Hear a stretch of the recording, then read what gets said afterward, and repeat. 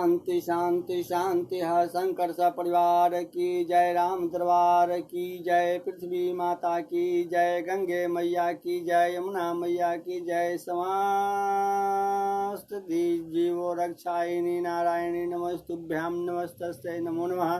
समस्त जगत जननी नारायणी नमस्तुभ्यां नमस्तस्यै नमो नमः। हर हर महादेव शंभो। आप सूत्रक लोगों को मेरा शुभ संदेश। आज होलिका दहन है, जो समस्त हिंदुओं के लिए आज सामाजिक, व्यवहारिक और पारिवारिक उत्सव हैं। होलिका दहन के नाम से प्रचलित हैं। समस्त जीवधारियों को मेरा हार्दिक शुभकामनाएं के साथ शिव पुराणांक श्रवण पान्य करने, मनन चिंतन उत्सुकतापूर्वक निरंतर सदैव धर्म के प्रति ललायित हों, ऐसी धारणाओं के साथ मैं सेव्यः सदा सेव्यः शंकराः सर्वदुःखः।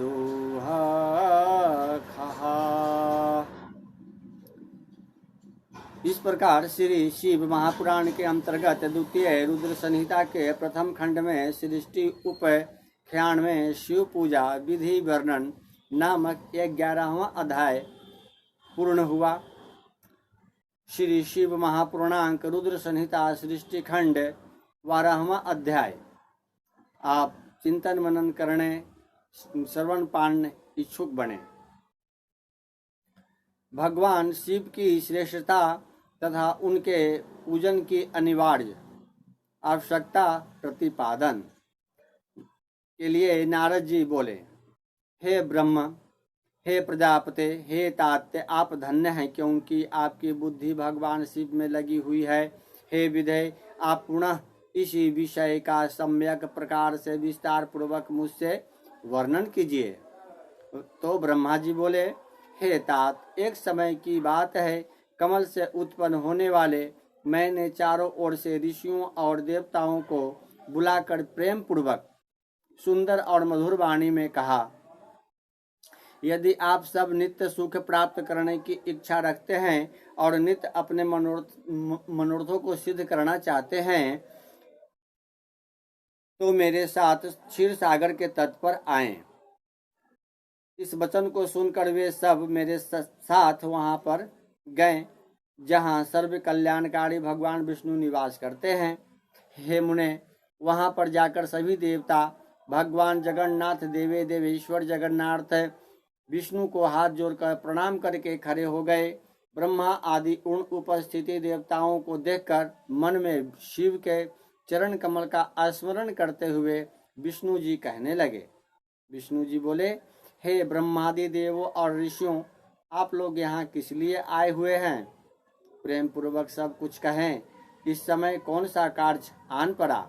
ब्रह्मा जी बोले, भगवान विष्णु के द्वारा ऐसा पूछने पर मैंने उन्हें प्रणाम किया और उपस्थित उन सभी देवताओं से कहा कि इस समय आप सबके आने का क्या प्रयोजन है, इसका निवेदन आप सब करें।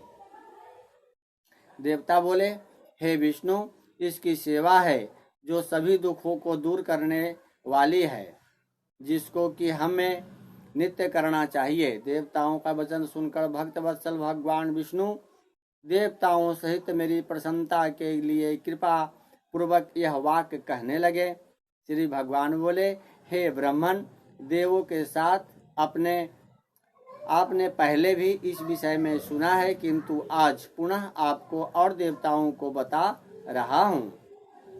हे ब्राह्मण, अपने अपने कार्यों में संलग्न समस्त देवों के साथ आपने जो देखा है और इस समय जो देख रहे हैं, इसके विषय में बार बार क्यों पूछ रहे हैं?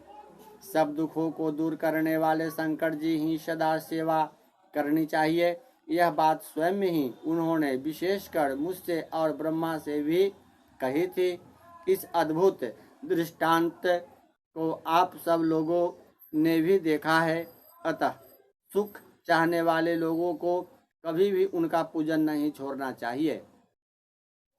देव देवेश्वर भगवान शंकर के लिंग मूर्ति रूप महेश्वर का त्याग करके अपने बंधु बांधवों सहित तारपुत्र नष्ट हो गए।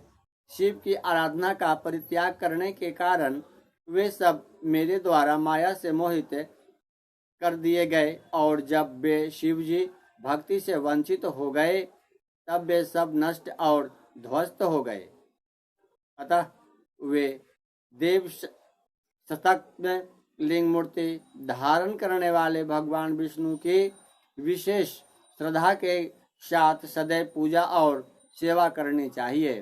शिवलिंग की पूजा करने से ही देवता, दैत्य, हम और आप सभी श्रेष्ठता को प्राप्त कर सके हैं। हे ब्राह्मण, आपने कैसे भुला दिया है।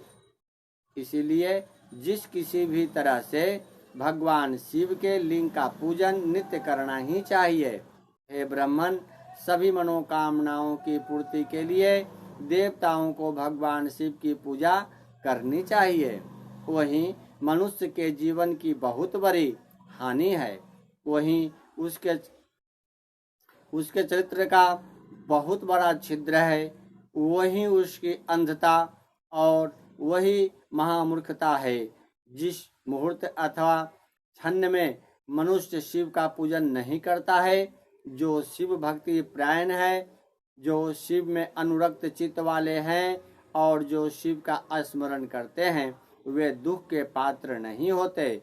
जो महाभाग्य मन को अच्छे लगने वाले सुंदर सुंदर भवन, सुंदर आभूषणों से युक्त स्त्रियां, इच्छा अनुकूल धन, पुत्र पौत्र आदि संतति, निरोग शरीर, अलौकिक प्रतिष्ठता, स्वर्गलोक का सुख, अंतकाल में मुक्ति लाभ तथा परमेश्वर की भक्ति चाहते हैं, वे परम जन्म कृत्य पुण्य धिक्य के कारण सदा शिव की अर्चना किया करते हैं। जो भक्ति परायण मनुष्य शिवलिंग की नित्य पूजा करता है, उसकी सिद्धि सफल होती है और वह पापों से लिप्त नहीं होता है।